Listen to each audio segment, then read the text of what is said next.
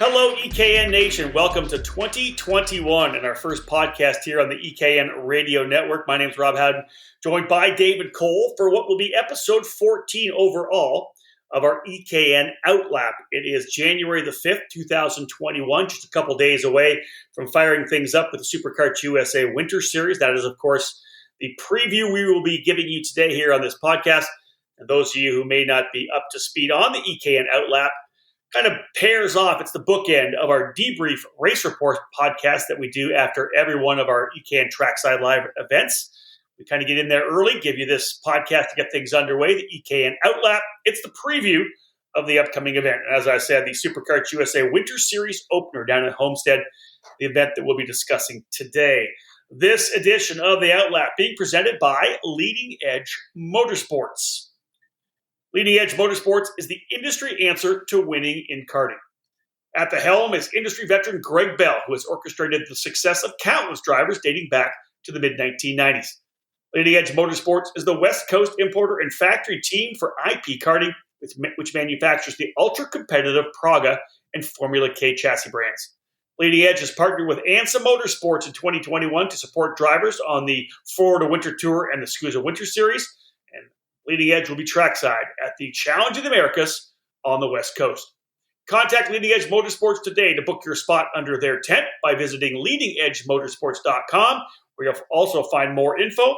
You can also find them on Facebook and Instagram. At Leading Edge Motorsports, winning never gets old. Well, David Cole, welcome to 2021. Happy New Year, my friend. I hope you had a great holiday with the family in Grand Rapids. But, man, we are back at it. Not for you. I'm heading to Florida first. I'll meet you at the Challenge of the Americas a couple weeks later. But, man, 2021 is here. It sounds odd to hear that 2021. I got used to saying 2020 all the time. It's kind of good to not say that again anymore, or not to be in that era anymore. A new year, a new start, a new beginning for not only everybody, but the karting season as well.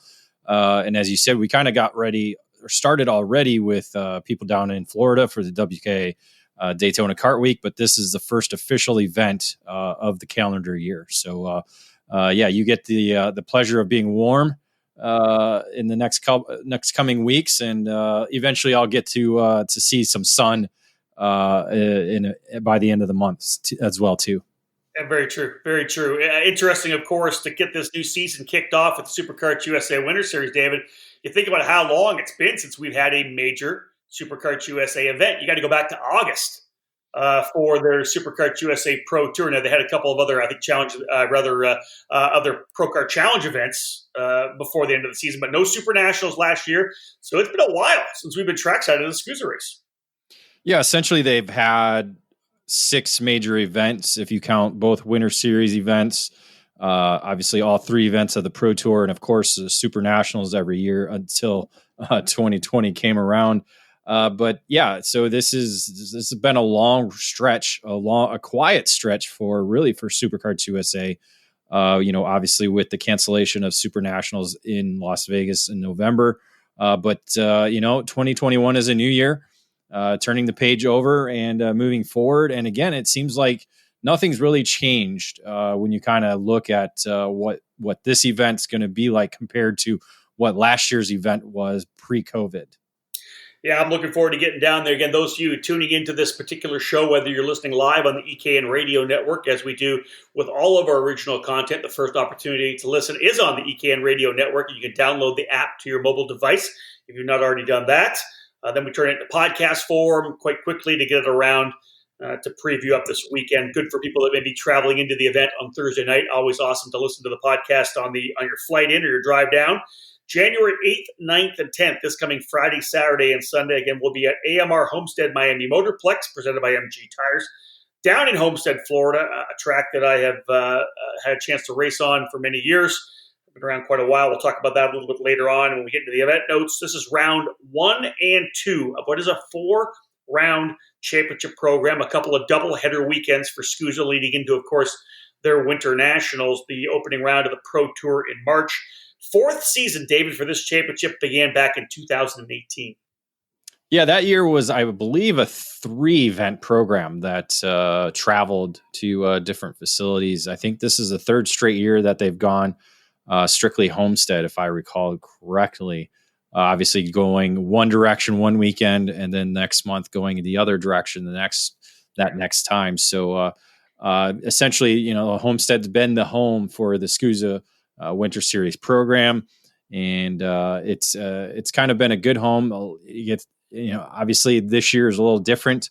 We'll talk about that in the numbers, but it's very similar to what it's been in the years past. But really, it just kind of allows that opportunity for people to get away from the cold, go down to some Florida sun, and kind of just, as we'll talk about when we go class by class, get a new start, because people are graduating up, possibly moving over to a different category, or new teams, new chassis, new engines, this and that. So it's really a great. It's kind of like what we used to call like the training for training, the summer seat. Yeah.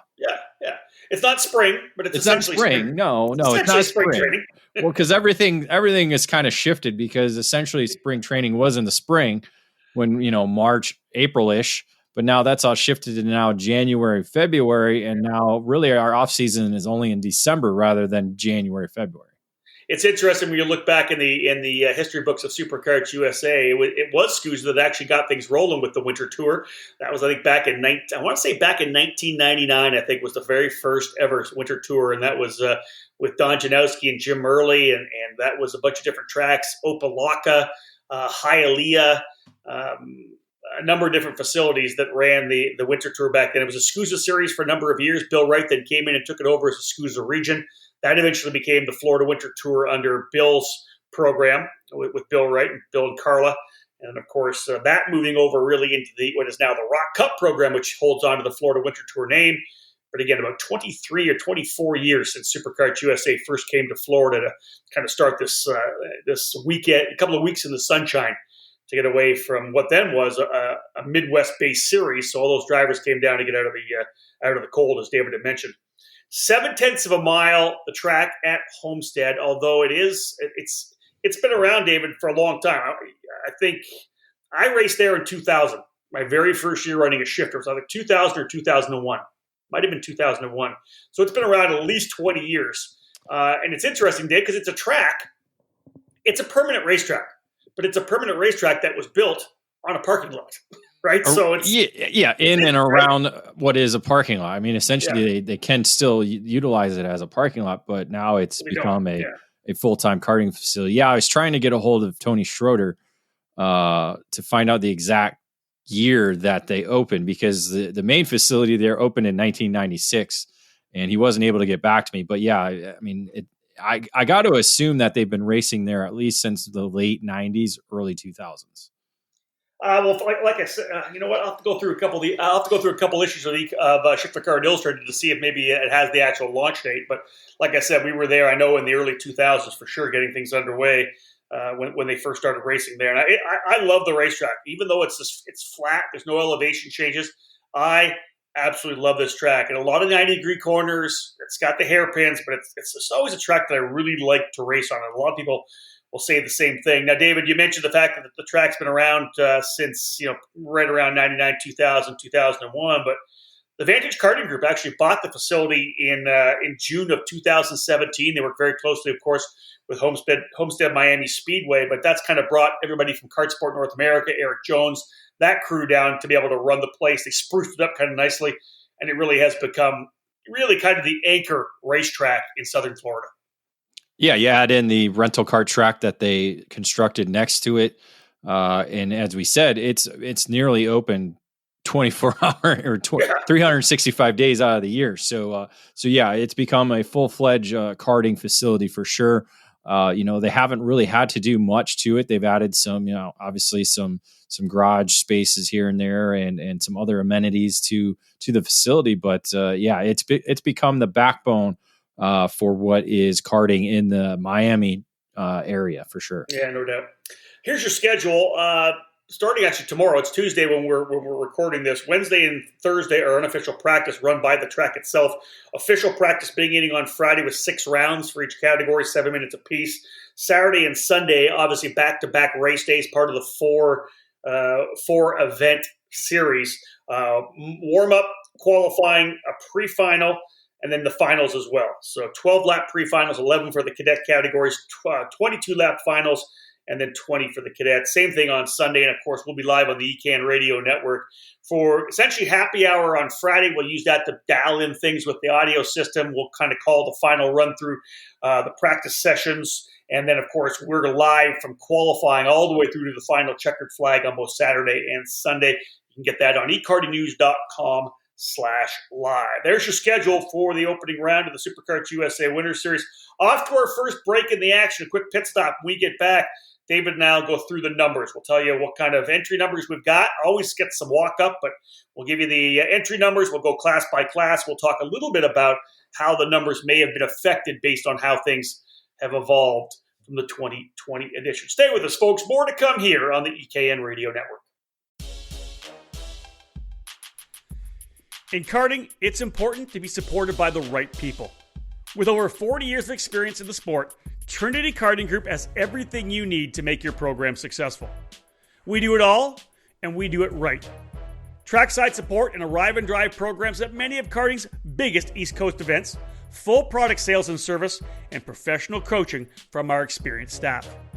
Trinity Karting Group is a full-service operation based at the Motorsports Country Club of Cincinnati, which gives us access to our custom-designed driver training facility. This allows us to offer private one-on-one coaching to take you to the next level. We're also your Midwest home for Tony Kart and IAME, and we're your source for MG and Iveco tires in the region. Tony Kart quality cannot be beat, so call us today to put you in a new chassis for your next event. In 2020, we'll be racing and providing arrive and drive programs for the full SuperKarts USA Pro Tour and the Great Lakes Pro Kart Challenge, the WK's Kart Week in Daytona, and exciting events like the USAC Battle at the Brickyard and the Rock Island Grand Prix. From arrive and drive and coaching programs to the parts you need, let Trinity Karting Group provide you with customer service and a racing experience second to none. Trinity Karting Group has a long history in the sport, a winning pedigree, and we're dedicated to driver development. We take pride in our professional approach and our positive attitude. Let us build a custom race program for you.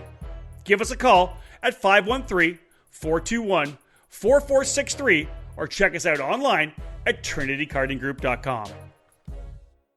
Looking for that extra edge? Comet Racing Engines is your answer. The engine service program from Comet Kart Sales has been winning from coast to coast at all levels and different forms of the sport.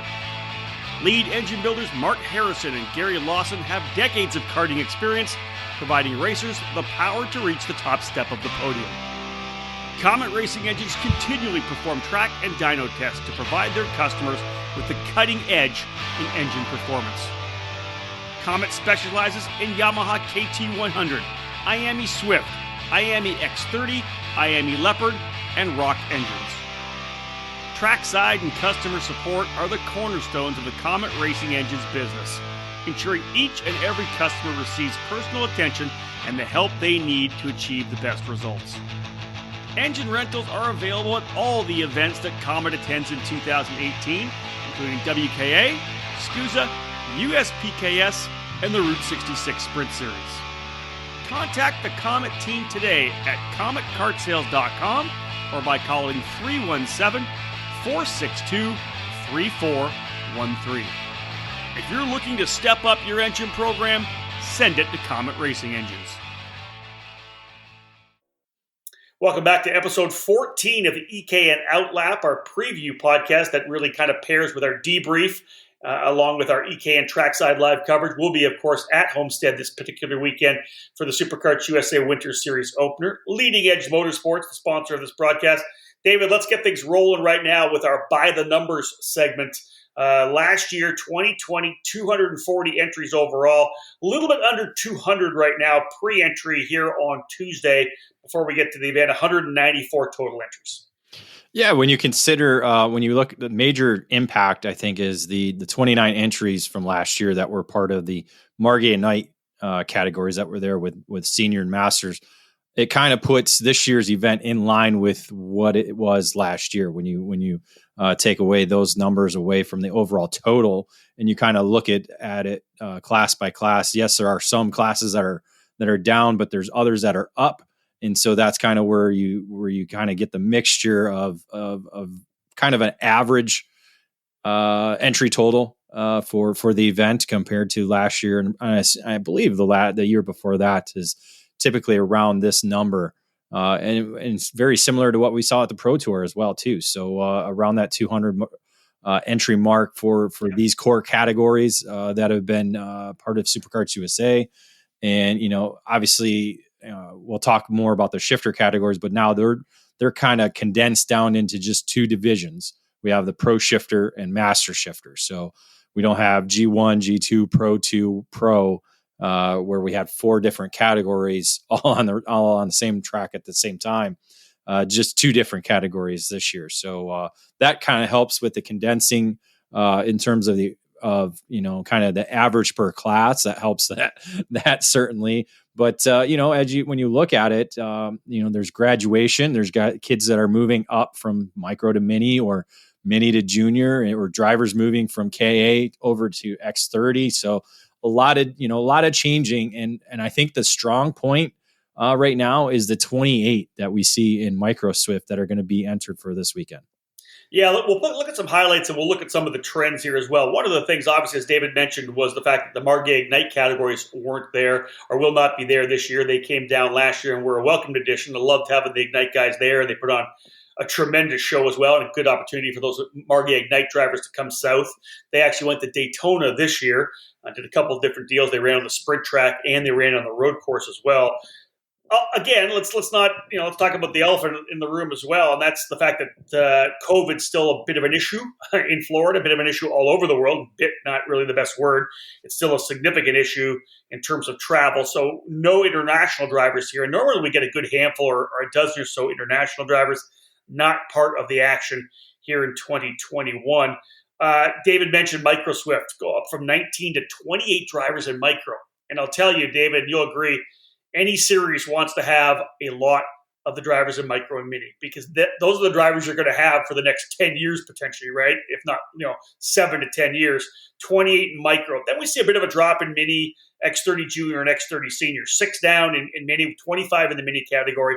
Still 34 in X30 Junior and 40 in X30 Senior. That's down from 45 and 53. But David, a little bit of that potentially in the senior class, the move over, because you mentioned KA 100 Senior, which I think 2 years ago had 2 drivers, maybe 2 or 3. They now have 27 here, up 12 from last year. That's a pretty good field for KA 100 Senior as well. Yeah, I believe 2019, even 2018 when they had the program. Yeah, there were nobody. It was like Colton Ramsey and Abby McLaughlin, I think. Colton Ramsey and Julia Booth. Julia Booth, that's right. That was pretty much it. I'm looking to see if it was there in 2018. But yeah, it's we talked a little bit off the air. That's kind of where people are gravitating towards. It wasn't there in 2018. So yeah, it was just 2019 that they had just 2 or 3 different drivers. It's just people are gravitating towards this KA 100 package. And as we're seeing, it drops the numbers in X30 Senior because some drivers are electing to do that rather than race an X30. So it's just, it's kind of what we saw when Briggs was introduced. People were dropping the Yamahas, were dropping the KPVs, they were dropping any 12, 15-year-old engine that they had on their cart and decided to go Briggs racing. So, it's, and again, numbers, we're seeing at a lot of the major events, even at the SKUSA Pro Tour, the K100 categories are providing some of the most exciting racing that you'll see across the country. So people are gravitating towards that, and then they look at their overall budget numbers. So that might be a possibility for the increase in numbers because it's more affordable, less maintenance, less tendency to be blown up. In all reality. So it's a complete package that people are gravitating to. And, we'll talk a little bit about even in the junior category, kids that are moving up from mini aren't going directly to the X30. They're starting off in the K100 junior category. So that's helping keeping those numbers in the 20s or 30s, probably at Pro Tour level. Yeah, indeed. As David had mentioned, a bit of an amalgamation for the shifter kart categories, Pro 2 and Pro 1 and Pro 2 becoming just Pro Shifter, the G1 and G2 becoming just Master Shifter, really the same amount of drivers all told this year. One less driver in the Pro category, we're down to 7. One more in Masters, we're up to 5. So 12 total in Shifter for the SKUSA Winter Series. Again, a lot of the big hitters, some of the guys from California not coming all the way east this year. We'll see how things shake down when we get to the Winter Nationals, but SKUSA is still in a place where they're trying to press the reset button and really kind of get some foundation for their shifter kart categories. We'll see how things roll in this year. But David, with the IAME SSE 175, the ability to run the KZ power plant as well, we'll see how many people jump on board when we go Pro Tour racing in March. Yeah, it's a little hard to kind of justify or kind of gauge the numbers coming off the Pro Tour, because the Pro Tour was in August. We were only 2 months into really going back to full-time racing. Even there, COVID was a major factor. We were all wearing masks. We're all trying to social distance.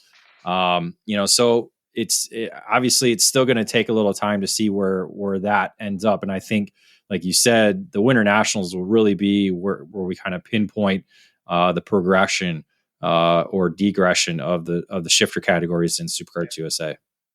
So there's your by the numbers, folks. 194 entries, pre-entries here on the Tuesday. Based on the way things normally shake down to the SKUSA race, I would expect it to be 200, 205, as we normally get some walk-up numbers, drivers potentially running other categories or jumping on board. After this break in the action, we're going to come back, and David and I will give you a little breakdown, a preview of X30 Senior, K100 Senior, and Pro Shifter. You want the best? You just got to roll with the best. Streeter Superstands. This is Jeff Wessel from StreeterSuperstands.com. You wouldn't put subpar parts on your racing cart, so why put that cherished ride of yours on anything but karting's #1 lifts and stands, Streeter Superstands. Streeter is the original and genuine manufacturer of the second-to-none Bigfoot rolling stands, stackers, uprights, and industry-leading Superlift.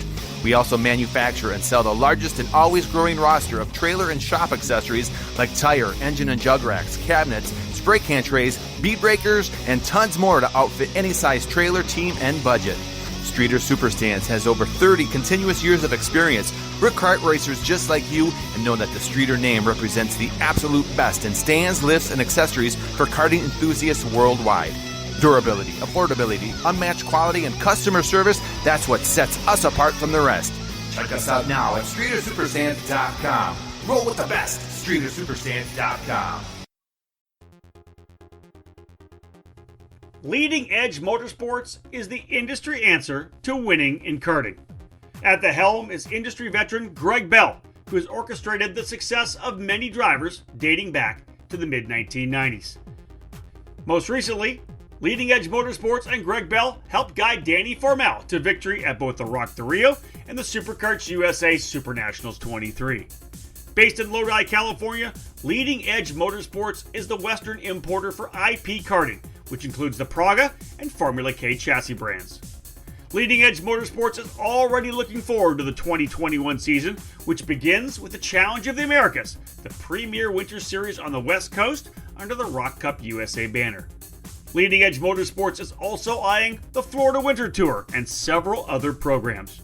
Arrive and drive services to kart preparation and driver coaching are all available under the LEM tent throughout 2021. Greg Bell has been building racing engines for over 20 years, and he's excited with the continuing growth of his new Mega Power race motor building program. It doesn't matter what color your chassis is, choose Mega Power to get to the front. For more information, click over to leadingedgemotorsports.com and find them on Facebook. At Leading Edge Motorsports, winning never gets old.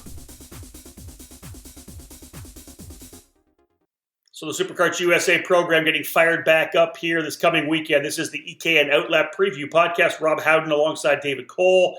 Time to jump into class-by-class previews, David. Let's look at X30 Senior still. And yeah, we're down a little bit, down from, 53 last year. But it's still 40 drivers, 40 pre-entries. That's a massive field for X30 Senior. And the Miami drivers do love running the SuperKarts USA events. Last year's champion, Ryan Norberg, adding to his career totals and his resume with a big championship there. Good battle with Patrick Woods-Toth in the championship battle. It was obviously a big win for Hannah Greenmeyer last year as well. Olin Galley and Arias Dukmedjian were the other four winners. Norberg ended up winning the championship, David, but didn't get a race win. I'm sure that kind of cheesed him off a little bit. Well, we actually have an article kind of talking. We were talking with him and Brandon Jarzakrak. So it's an article by Blake Hunt, and Norberg kind of pinpointed this championship. About consistency and being consistent at the front in a competitive field such as X30 Senior. You can go on and win a championship without winning, but you have to be competitive and you have to be consistent. So yeah, it wasn't the way I think he wanted to win the championship, but a championship is still sitting on the mantle in his room. So that's exactly right. He is still the guy to beat going into this weekend. And obviously will be one of those guys that will be on everybody's stopwatch, especially being in Florida and his home state. For the first time in 4 years, at a SuperKarts USA event, there'll be a different number on the side of his kart, as he will not have the national number one plate. That belongs to Bryson Morris, who is the Pro Tour champion. He'll have the national number one. Another number one of sorts, Arias Dukmedjian, EKN number one ranked driver, finished P4 last year. He's going to be running as well. Two drivers we expect to run up front, David. You throw Hannah Greenmeyer back in there as well. Thomas Nepfu is running again. He's going to be racing actually in the Cooper Tires USF 2000 Championship this year with Cape Motorsports. So a little bit of karting here in the off season before he goes car racing. And I'm looking forward to seeing Sebastian Montoya come back as well. He's jumping into the car racing world, but he'll be there as well. And he's always very quick at Homestead. There's still a tremendous field. Just those five drivers we mentioned, they're going to be up front. Yeah, they're going to be up front, and we also have some rookies that are going to be coming up. You got Alex Stanfield, the USPKS junior champion, moving up to the senior. Max Opolsky, who kind of dipped in the senior ranks towards the end of last year. He'll now be full-time senior this year as well. So those are two drivers to watch for. Hayden Jones really had a breakout season last year. Yeah, he'll be another quick driver, and then you always got to count the guys in the Rollison tent. Jonathan Ports and Brandon Tyner going to be among the hunt, along with Diego Canteca. Canteca is a quick driver, the Colombian, very fast, racing with Orsalon Racing. Their home track is Miami Homestead Speedway, so they'll be quick to watch, along with Santiago Trissini. He's another hometown boy racing with Nash Motorsports. So a lot of different drivers that are going to be in the hunt. It'll be interesting to see though who kind of stands out. That we kind of don't mention. That's always the fun part about the winter events. Another one I think I'll throw out there as well, because he was kind of the guy that came on that scene last year and kind of surprised everybody, and that's Nathaniel Cicero, Nate Cicero, right? Came out of the gate last year with Rawlson Performance Group, was able to win the K100 championship, and man, it's like now he's moving to X30 Senior. What can you do? David, where do you go from having that tremendous run? Can you turn it around and do it when you move up to X30 Senior? And I think that would be a really good challenge for him. Yeah, and working with the Rawlison Performance Group drivers, he'll obviously have all the tools needed to be able to kind of gauge himself or find the places where he's hurting and kind of improve on that. Because you got obviously Norberg, you got current Pro Tour champion Bryson Morris, and you got the other ones that I mentioned as well. And you mentioned Greenemeyer, so there's like 10 different bullets in the RPG tent. So there'll be some data to go over. Is that what you're there'll saying? be lots of data, lots of information to pour over for his advancement up to the X30 Senior category, which kind of leaves a void now in the K100 Senior division. So I talked about the fact that Nate kind of came on strong, because it was interesting. He and his sister coming down from New York, relative unknowns. I think it was their first SuperKarts USA event. So, we're watching what he's able to do. Santino Ferrucci was able to score the first win last year in the K100 Senior race. And then Cicero came and won the rest of them, won the last three, which was unbelievably impressive. As you said, moving up to X30 Senior. So, David, we got some guys doing double duty. We'll go to them in a second, but a couple of guys I think notable for this weekend. Last year's runner-up Connor Ferris, that team really dialed things in at the Winter Series last year. They were very impressive, with Thomas Annunziata along as well. But then you got Brandon Lemke, and I don't think you could ever count out Brandon Lemke at any race he shows up to be honest. I almost want to say he was in contention for podium at every K100 race he was in last year. Sometimes it worked out, sometimes it didn't. But I mean, you talk USPKS, he was there at the front every race weekend. Even the marathon that we had at the SKUSA Pro Tour at Newcastle, I think he had one win maybe, but was there in the front all weekend long. So this time, Joe, just focusing on K100, not doing the double duty like we typically have seen him do. So I think with all his focus into the 100 division, and we know he's amazing in the 100cc carts. He'll be kind of like the Ryan Norberg of this category. Well, listen, here's the thing about Brandon too. He's kind of getting old.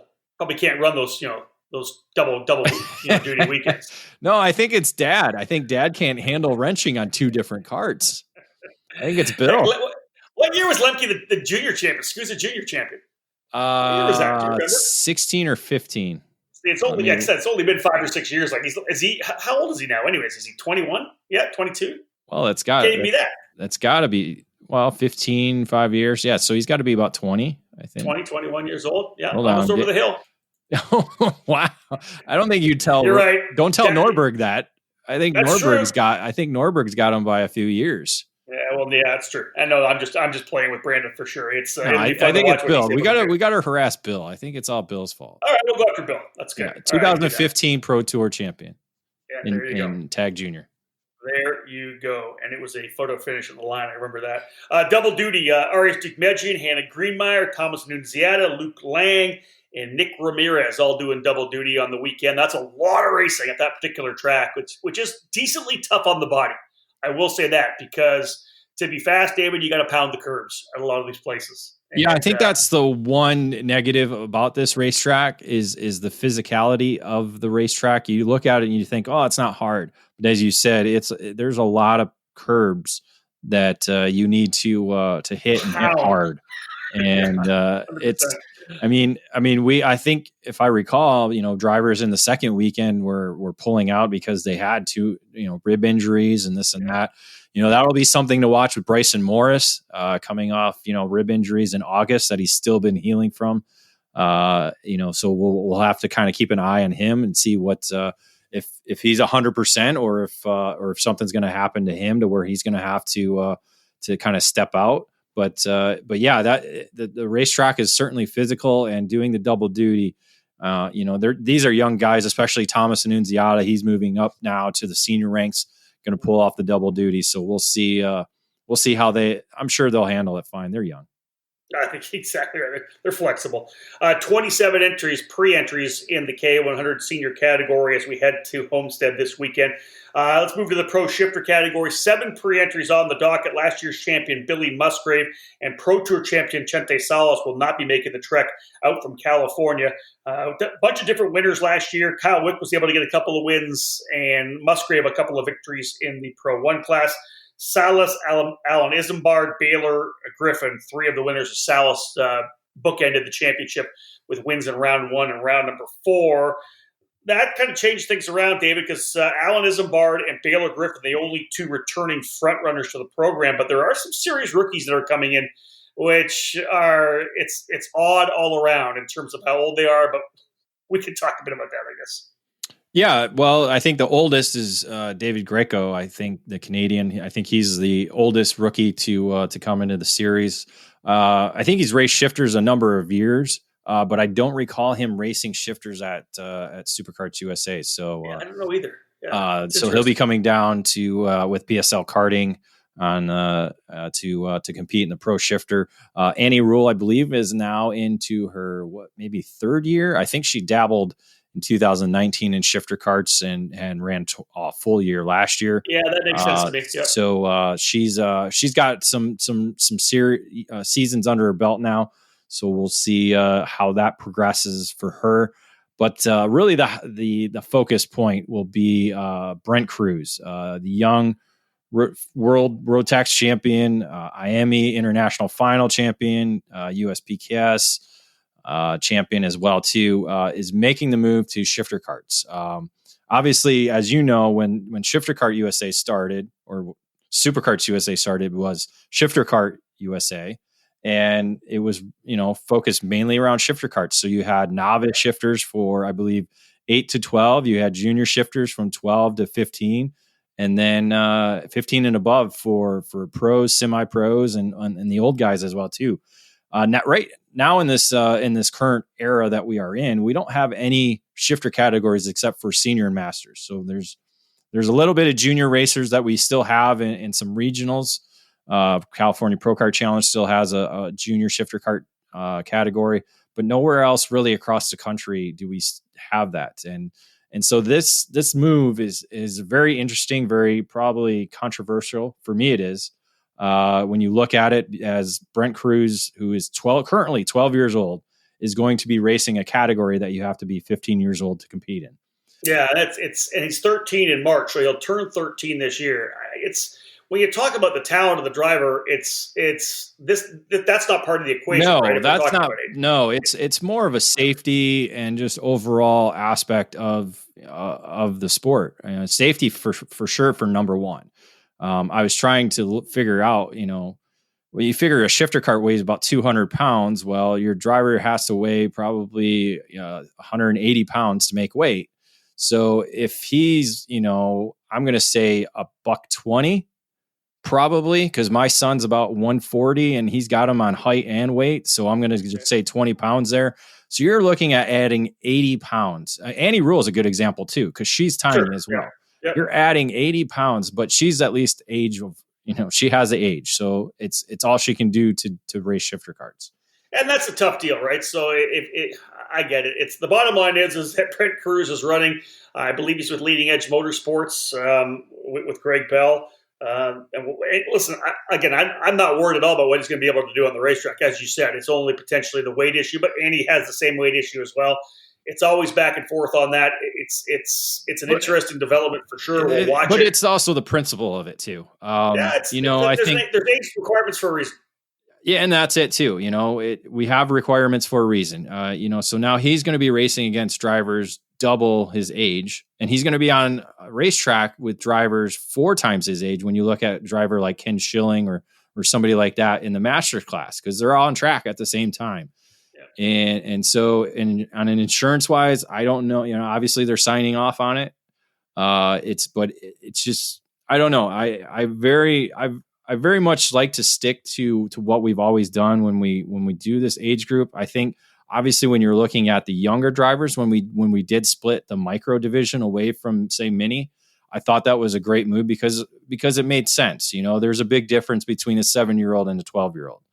But there's a big difference between a 12, 13-year-old and a 15, 16-year-old as well too. So I don't know. Again, like you said, talent-wise, I have no issues with that. I think he's talented enough to do it. The kid runs mini sprints, right? He does. He runs the outlaw carts and mini sprints. The guy drives a 250cc mini sprint, probably a 500cc mini sprint as well. I don't know if he's driven that at all, but the guy drives everything on the dirt, whatever it may be. So I'm not worried about him handling the cart itself.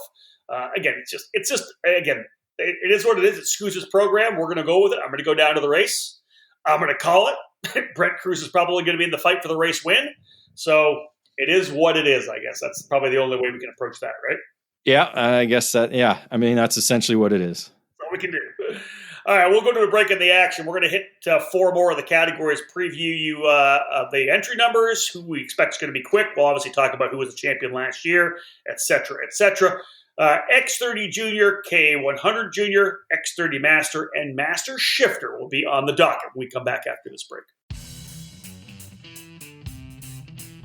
Acceleration Kart Racing is your first and only stop on the internet for karts, parts, and safety gear to get you on the track. Shop AKRA.com offers a great selection of karting equipment on a user-friendly website. Acceleration Kart Racing has aligned itself with many of the top manufacturers and distributors in the sport to ensure that all the latest equipment is available to you, the consumer. With customer support available 6 days a week, you can be confident about getting the right parts at the right price. Be sure to visit shopakr.com today or stop by their headquarters in Las Vegas. Also, follow them on Facebook, Twitter, and Instagram for the latest specials, clearance items, and new products.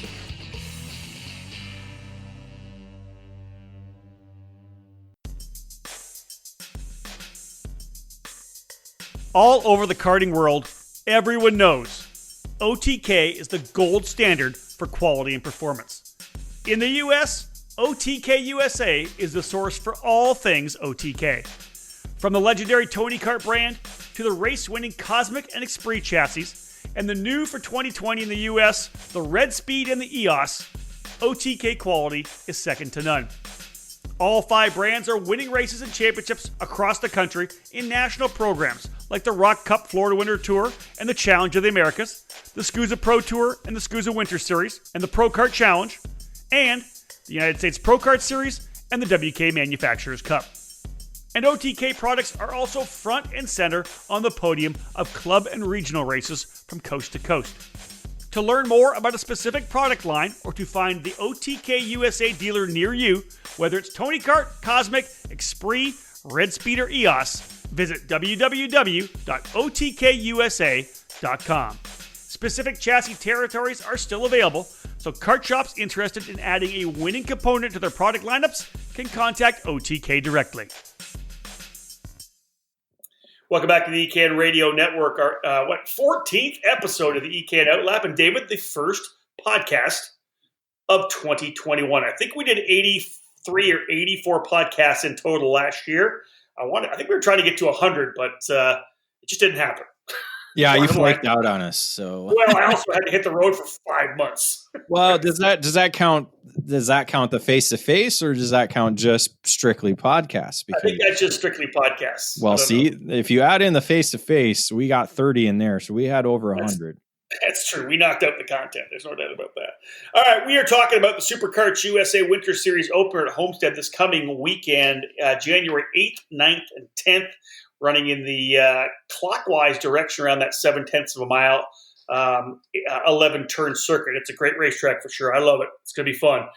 David, 34 pre-entries in the X30 junior category, and we mentioned talking about the numbers that we didn't have any international drivers coming over due to the COVID-19 travel restrictions. That means that we're not going to see Andre Kimi Antonelli. I'm not sure we would have seen him anyways, but it would have been a possibility. He won all 4 of the races last year in X30 junior.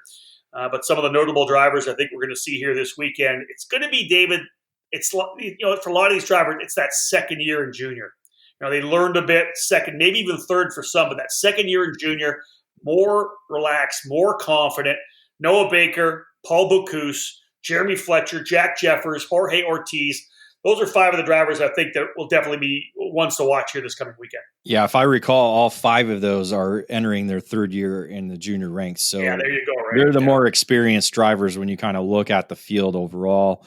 Obviously, Bocuse, Fletcher, and Baker, they have a lot of experience in junior racing. Jeffers, I think, came up late in 2019 into the junior ranks. Ortiz is a Rock the Rio winner in 2019. So they definitely have the experience now. And again, last year's junior fields were super tough, and they were among those that were in contention. So now this is probably their final year or close to being the end of their junior career. So now it's time to kind of stand out and make a name for themselves before they move up into the senior ranks. David, you put the notes together here, and it's interesting, right? We've got the rookies here in some of these categories, and you look at the rookies, and it's literally the lead pack of Mini Swift, right, for the last couple of years, which is hilarious. Parker DeLong, Max Garcia, Kai Sorensen, Sebastian Weldon, Cameron Brinkman. Those are 5 drivers we would have seen up front at any Mini Swift IAME race or even some rock races for the last couple of years. It's cool to see these kids now moving up into the junior ranks.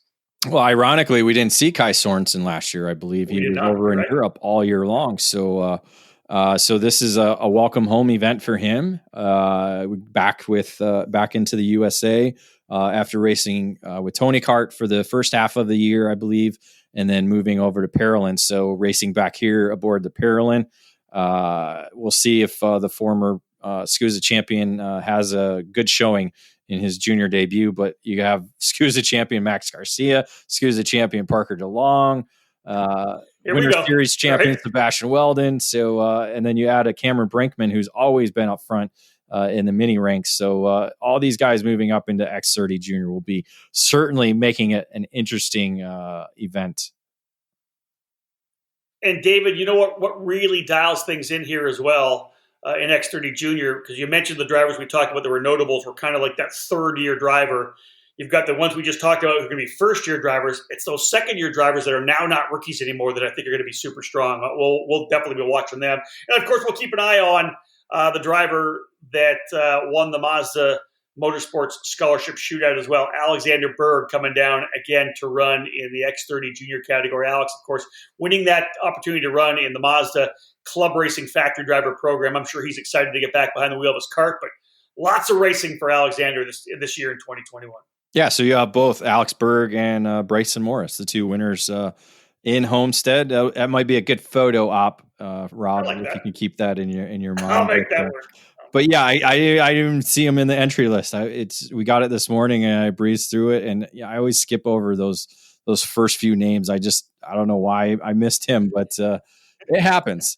But no, it would be good to see them. Yeah, and so he's got a lot of experience as well too. So he's certainly among those notables. Let's jump over to the KA 100 junior category. There's a number of drivers doing double duty. Both the junior categories dominated by the Italian Andre Kimi Antonelli last year on the Kart Republic. He swept all 8 main events, won all 4 in junior, all 4 in KA 100 junior as well. But notables this year, I think, one of the drivers that was able to fight up front in KA 100 junior last year was Christian Miles. I think he'll be very impressive to watch. Austin Jurs kind of came to the forefront as well and was impressive. Jesus Vasquez coming over. And you know what? This is a cool one for me as well. Second generation driver, probably the third, but second generation driver in terms of guys I've covered throughout my years. Joey Hand's son, Chase Hand, coming over to race as well in KA 100 junior. And I think it'll be cool to see him there and get a chance to run here in the Winter Series. Yeah, making the announcement that he'll be racing with Rollison Performance Group this year. So obviously, Hand, IKF Duffy winner, Mike Rollison, IKF Duffy winner. You got couple IKF Duffy winners there. He's going to be able to go to kind of feed off of, along with the amazing coaches that they have under the Rollison Performance Group tent. Danny Dazowski, I don't know if you mentioned him. He's going to be doing the double duty. He might be one to watch. Kind of stood out a little bit at the WK Kart Week event. He's kind of, I think he's now in his second full season in the junior ranks. So he's going to be one of those, as you mentioned, drivers who make that move into the second year. Drivers that we'll be watching. So he might be one of those to watch down in Hunter. David, I didn't actually mention the double duty drivers, so you feel free to roll out the guys that they're going to try to do both. Yeah, so you got Dazowski's one of them. Cameron Brinkman in his junior debut, along with Parker DeLong, who was another driver that performed well at Daytona. Ava Dobson doing double duty along with Cole Kleck, Jake Walker, and Sebastian Weldon doing the double as well. Rookies coming into the KA 100 junior category for this SKUSA Winter Series. G3 are Heroes and Eva Goris Papasavas. I'll work on that one again. He ran at the SKUSA Pro Tour Summer Nationals at Newcastle. Papasavas will definitely be one to watch as well with Parolin USA. A number of different Parolin karts will be on the docket here for the weekend. David, let's move from the junior drivers to the Masters drivers. This is where SKUSA had a lot of numbers in years past. I don't know if a lot of these drivers have just kind of got to the point where they're no longer interested in national racing, whatever it may be. 6 entries in the X30 Masters category. Renato Jader David, who dominated the action last year, returning once again. Easily one of the best Masters karters in North America. Always seeing him up front. In the world. Yeah, really, you're right. Let's be real. Coming off the Rock Cup Super Final victory in 2020, obviously, and was runner-up the year before that. So I think in if we were to take him to Rotax or the AMI International Final, you're right. I think he'd be on the podium for sure. Well, look at how much he's won. You're right. Super Nationals and the Rock Cup event, man, I'll tell you. And it's always good to have him here. Renato Jandre will be racing. 4 of the 6 drivers, David, are from Florida. Michael Uremia from New York and Wilmer Valentin Jr. from Texas coming in as well. But 6 drivers in total running with X30 Master. Yeah, one to watch. Driver you saw last year, Dan Breitenstein, raced the Margay Ignite division. So he's moving up into the X30 Master category. So, but it helps to be at your home track. The Miami Beach, Florida resident going to be racing at his home track. So that'll certainly help move with the transition to the quicker speeds in the X30. Indeed. Let's have a look at the Master Shifter category now, David. When we talked about the drivers we had in the Pro category of Shifter, 5 pre-entries in total in Master Shifter. Justin Peck out of Utah won all 4 races last year, running with the Rawls Performance Group. Not coming back this year. Ken Schilling will be back, but I think probably the driver to watch, at least for me coming out of the gate, will be the 2020 SuperKarts USA Pro Tour G1 champion, Scott Barnes. Skitchy Barnes from Bermuda coming off another race win at Daytona. Was able to score a victory there, I believe, in the Margay Ignite category. He's won shifter karts at Daytona as well. But Scott's just a veteran driver, 20 years of running up front. We first met him at Rock Island. I've had a chance to go visit him in Bermuda. But this is a guy that wherever he goes, he's going to go for a race win. He's got so much passion for the sport. And I think he'll definitely be one to watch here this coming weekend. Yeah, he'll be the driver everybody will have a stopwatch on. Something we didn't talk about in the Pro Shifter category. SuperKarts USA mandating the pushback bumper in the shifter kart categories for 2021. So that'll be something that'll be pretty interesting. Me personally, I don't see the need for it. I think, you see guys missing shifts and maybe it's because of the very intense battles that we saw in Pro Shifter last year at the Pro Tour event at Newcastle that is making SuperKarts USA decide to add the pushback bumper. And we saw some drivers getting pretty physical, but you would expect that with shifter kart racing. I mean, that's essentially what it is. And so now we're going to baby another category and put pushback bumpers on it. And then so a driver who misses a shift is going to get somebody else to push back his bumper. And then that driver is going to go on, grab the checker flag, and then be put down because of a stupid pushback. So what you're saying, David, is you're not a big fan of that?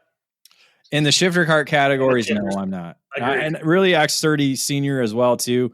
Again, this is another discussion for another roundtable that we never do. But we got to do let's do that. That's just going to be something that's going to have to be watched. Obviously, with only 5 drivers in this class and 7 in the pro category, it shouldn't be too much of a problem. But we'll see what happens to it. Yeah, we got to do it. Listen, we got to do a roundtable. We got to make that happen. That's my only goal for January, to do a roundtable. We'll talk about pushback bumpers. I think that's the best one to hit into early. All right, guys, final break in the action. We'll talk Mini Swift and Micro Swift when we wrap up this edition of the EKN OutLap. Every winter, young drivers take the leap up to the next class. Whether it's micro to mini, mini to junior, or the big jump from junior into the senior ranks, it's tougher competition. If your son or daughter are moving up a class in 2020, give them exactly what they need to be ready. Professional coaching from the most respected teacher in the sport. With over 30 years of karting experience, Alan Rudolph and his staff at the Alan Rudolph Racing Academy specialize in training young racers and accelerating their skills so that they're ready for the next challenge. Don't just invest in equipment, invest in your driver. Bring them to the Alan Rudolph Racing Academy at Speed Sports Racing Park in Houston and invest in their skill development. Get them ready to take on that next on-track challenge, better prepared than ever. Get ready for 2020 by calling the Alan Rudolph Racing Academy at 866-607-7223. Head to speedsportsracingpark.com to learn more.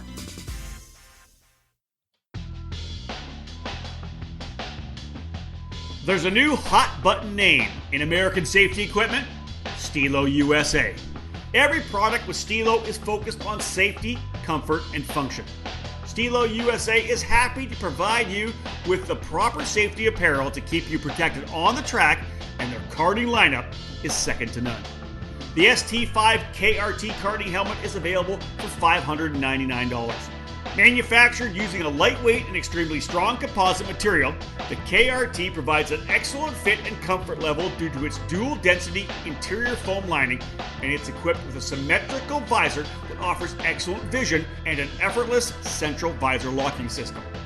The ST5 CMR standard was developed jointly by the FIA Institute and Snell Memorial Foundation to ensure safer and lighter weight helmets for the younger karters. Drivers rave about the superior comfort levels, lightweight construction, and the unparalleled field of vision. The perfect youth helmet is available for $549. Stilo didn't stop with their helmets either. The newly developed Carbon Curva Rib Protector is unlike any on the market, with its form-fitting solution to offer superior protection. Head to StiloHelmets.com to review these and many more products to keep you safe on the track. Stilo. Any competition, one helmet. Welcome back to the EKN OutLap here on the EKN Radio Network. Hopefully you've downloaded the EKN Radio Network app so you can listen to this on your mobile device. Plug it in your phone when you're heading to work in the morning or coming home. Perfect for that commute. Plug it in. Wow. Good for you, David. Old school commercials. Come on. It is old school, for sure. For sure. Otherwise, it'll be, of course, on the podcasts as usual. David, let's jump into the final two categories that we'll run here this weekend, both with great numbers. Mini Swift with 25 pre-entries. Micro Swift with a staggering 28. That's awesome. Max Garcia, the champion of the Mini Swift category. Of course, most of the top 10 graduating up into the next level, including Garcia. So Garcia actually was a winner. He won 2 races last year. Miguel Costa won a race, and Sebastian Weldon won a race. I want to say all those drivers have, I think, moved up, if I'm not mistaken. Yeah, I think they've all moved up. Most of the top 10. Miguel is racing over in Europe as he has been, as he did throughout 2020, and so still racing over in Europe with Kart Republic over there. But yeah, I think if I recall, these were some pretty intense racing in the Mini Swift category last year. It was a lot of fun to watch. It really was. And to be honest, you get those league groups dialing up, and man, we just had guys back and forth. And this particular racetrack, in either direction, you get a good run to the line, over-unders, blocking, whatever it may be. And it was just solid racing. Mateus Orjuela, who finished 9th last year, definitely going to be one to watch. Enzo Vidmontien as well. These are drivers returning from last year. Mateus Orjuela will be with the Parolin Factory team, and Vidmontien running for Team Benek. Other rookies, guys coming up, of course, from the Micro Swift category. Last year's Micro Swift champion Oliver Weldon, Kai Johnson, Carson Weinberg, Cade Yeager, Vivek Kanthan, and Asher Osteen. These are all drivers, David, that were Micro Swift stars in the Winter Series and were like guys that you and I watched during that marathon 2-week event at Newcastle. These guys just went at it the entire time. So there's a lot of really good racecraft that was developed in Micro that we're going to see, I think, flourish even more in Mini. Yeah, and then typically you see, probably a handful of Mini Swift drivers who are there for their third year or even the second year that, were good in their rookie season.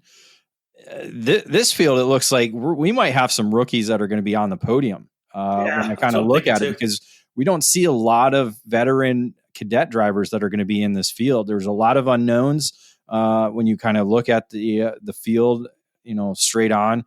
But majority of the field are going to be rookies. So it's going to be, it'll be interesting to see how, as all those rookies that you mentioned are used to running up front. So the transition to the little bit of a quicker package in the Mini Swift engine, we'll see, if they're able to, they'll obviously probably adapt well. They're used to running quick and they probably want to go quicker.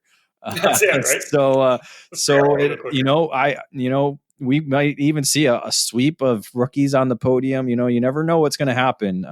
Especially as we said, the Homestead facility is provides great racing. And I think this category is going to be one of them.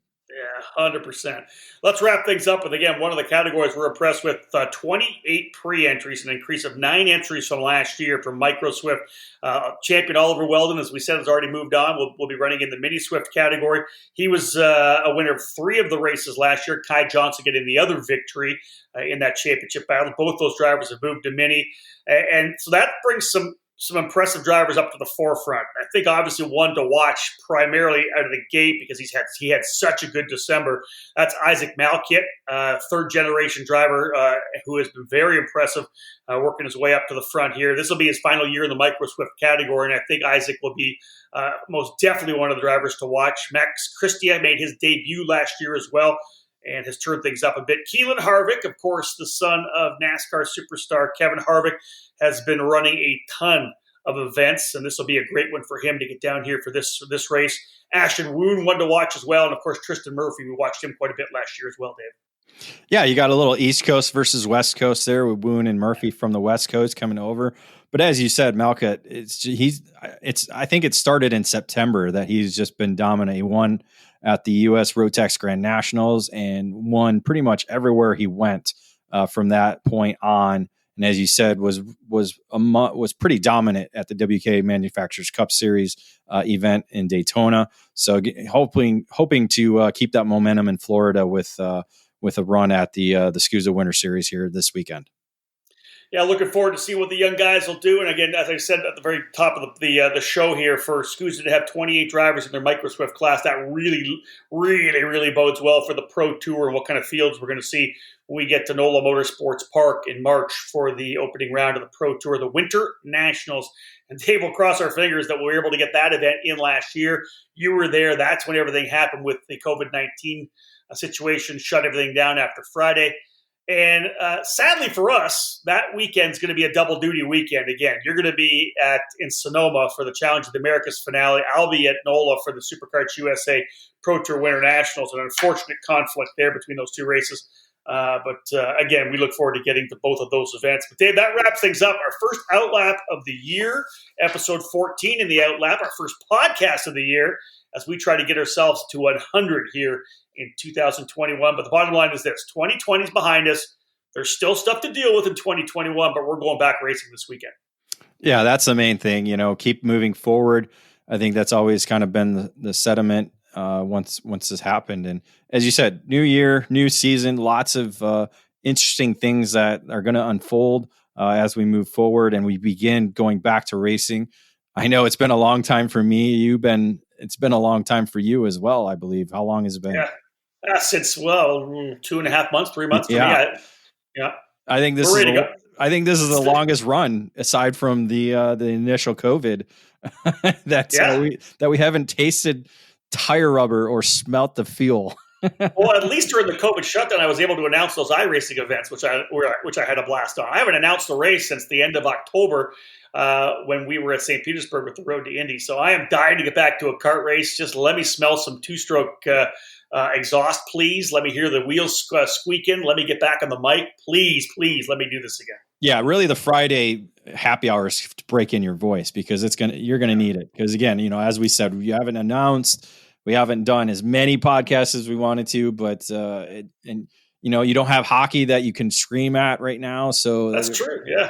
You definitely got to break in that voice. That's it.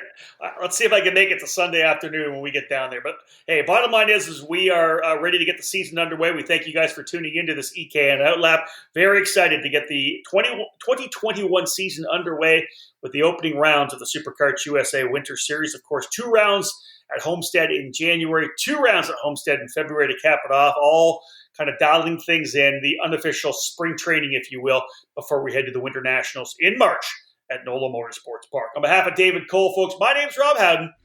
Bye for now.